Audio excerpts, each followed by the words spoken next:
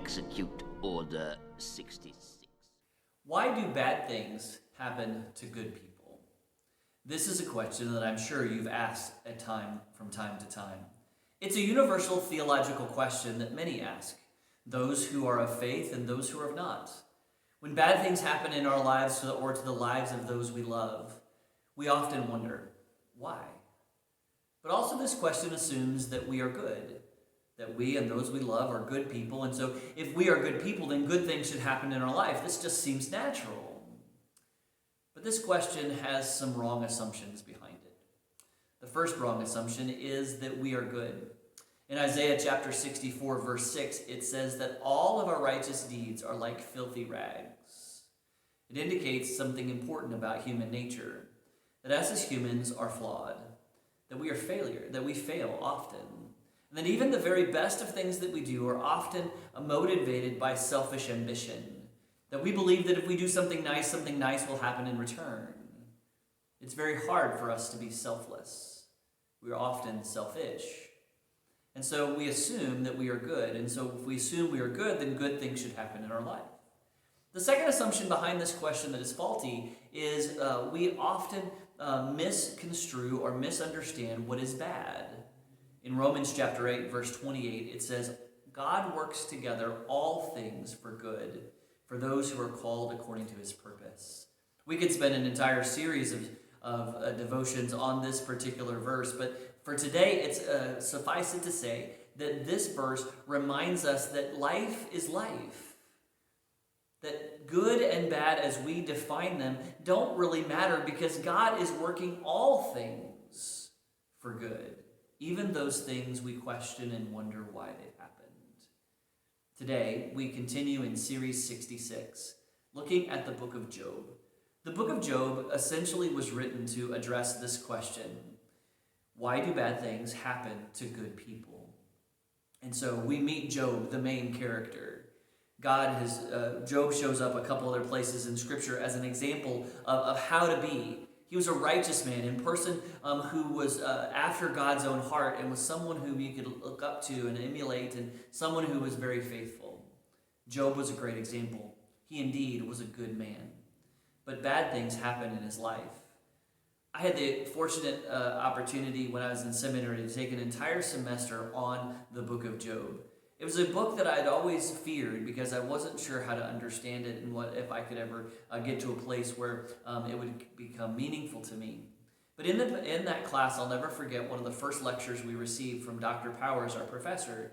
He said that this book is complicated, not only in its content, but also in its translation and its use of language.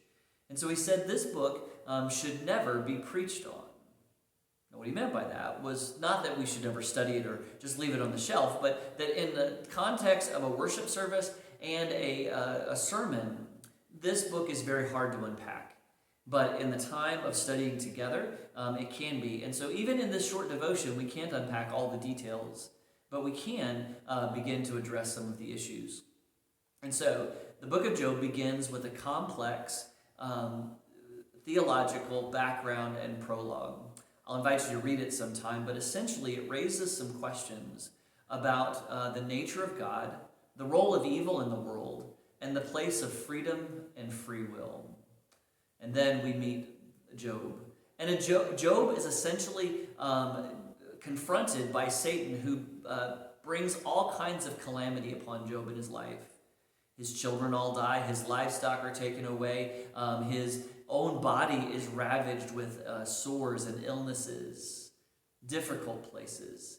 His plight is horrible, and the details of the things that strike Job would wreck any man's life, and would raise the question, why do these bad things happen?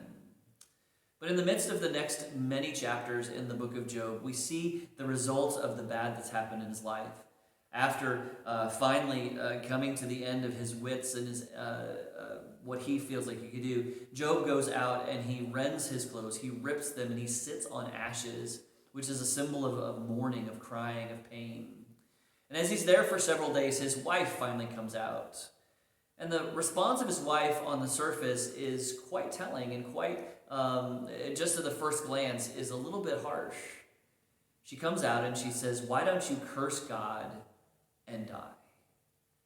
Well, if we look deeper, we know that Job's wife is not wishing a death wish upon her husband, but she sees that he's in so much pain that it would be better if that pain was over than to continue in the place he was. But Job maintains his integrity and his faithfulness to God. And he says, no, I'm not going to curse God. I'm not going to put all my life's work and all my faith to the side. I'm going to remain faithful, and I'm going to continue to cry out to God. And throughout the entire book, Job asks for God to show up. If I could just have an audience with God, Job asks, I could ask him these questions, I could make my point, and everything would be okay, and God would see it my way. And so Job continues to maintain his integrity, but also show his gumption to demand an audience with God. Now, this was a difficult proposal in those days, and even our day, because it was believed that anyone who saw God or was meeting face-to-face with God, God would be too much for them and they would die. But Job insists on this. One of the most quoted verses in all of Job comes from Job chapter 19, verse 25. He says, "I know my Redeemer lives and will one day walk on the earth." On the surface, this again is a powerful passage. Job knowing and maintaining his faith. But it's also a little bit sobering. Because in the original language, we see that when Job says, "I know my Redeemer lives," he believes that God can and will save him from the calamities that he's doing, but he also believes that God is responsible. So he says, I know my God is doing something here, and I don't understand it. And so while he's faithful, he's also frustrated. So in the midst of this time where Job is mourning and trying to figure out all the bad stuff that's happened in his life and why, Job has 3 friends that show up. When they show up, we find out that they sit with him on the pile of ashes for 7 days. What a remarkable way and an example of how we today reach out to people who are hurting and who have bad stuff happen in their life. We show up. Now, in the days of pandemic, it's hard to be on their doorstep. It's hard to be giving people hugs and handshakes and all the things that we're used to doing. But we can continue to be there with them and for them through phone calls and letters and conversations that are vital and important. But Job's friends begin by sitting with him for 7 days. This is a remarkable witness. But then, over the next multiple chapters, his friends speak. And this is where the book starts to get very uncomfortable. Because Job's friends come up with all kinds of reasons of why Job is suffering. All the reasons that you and I can imagine.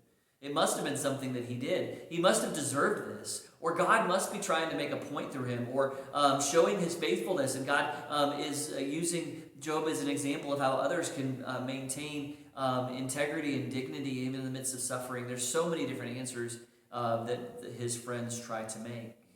But none of them are adequate for Job or for us. We ask the question, why do bad things happen to good people? Job tries to address this question, but not in a way that you and I would imagine. We can't just open up one chapter or verse in this book and say, yes, there it is. There's why bad things happen to good people. No, it's a dance and a conversation that Job has. But Job continues to ask for an audience with God. And then some of the most powerful passages in all of Scripture come when God finally does show up. In chapters 38 through 41, God addresses Job. And Job has been asking for this to come. And God begins this conversation in chapter 38 by looking Job in the eye and saying, "Are you God? Did you lay the foundations of the earth? Do you know where all the snow is stored so it could come down and water the earth?" Well, of course, Job says no.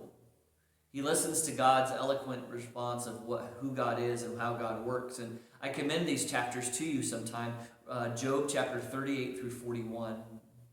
And how God speaks to Job reminds us that we certainly ask these questions about why bad things happen and many other difficult questions and questions you might have for God once you finally get a chance to talk with him. But God's answer essentially is this: you'll never understand. I have so much more knowledge, understanding, breadth, strength, power than you ever will. But I showed up. I'm here. You are not alone. I am powerful, I am strong, but I am also meek and mild. God just showing up shows Job what you and I need to learn today too. Is that yes, bad things are going to happen to you and I. And no, we are not good. But by the mercy of God, God's goodness does come to us, and he works everything out for good. In the epilogue of this story, it raises some other questions about what happens in this book. If you're interested in studying this book sometime, I would love to have a more in-depth study, more than what we could deal with here in this short devotion. But there's some great questions and some great insights that come from the book of Job. I invite you and encourage you to read it sometime, particularly those last chapters 38 through 41. If you have other questions or want to dig deeper, I'd love to visit with you sometime about that. I hope this has been helpful to you today, and I hope you have a blessed day in the Lord.